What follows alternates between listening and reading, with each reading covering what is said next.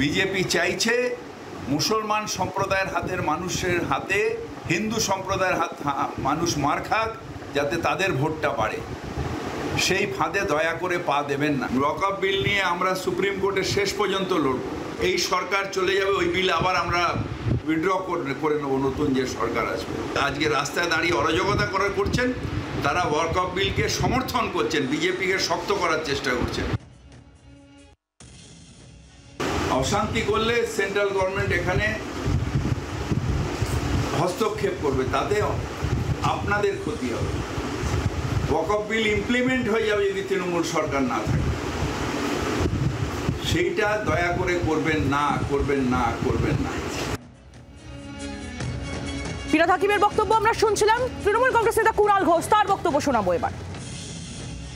এমন কোনো উগ্র প্রতিবাদ করবেন না যাতে জনজীবনের ক্ষতি হয়, যাতে কোনো উগ্রতা থাকে, যাতে বিজেপির আরও প্ররোচনা দিতে। আপনারা হয়তো কজন একটু রেগে গেলেন, সেখানে আপনিও জানেন না যে বিজেপির হাতে কত রকম এজেন্সি আছে, তারা ঢুকিয়ে এমন একটা সিন তৈরি করে দেবে যে সিনটা আপনাদেরই বিপক্ষে ব্যবহার হবে।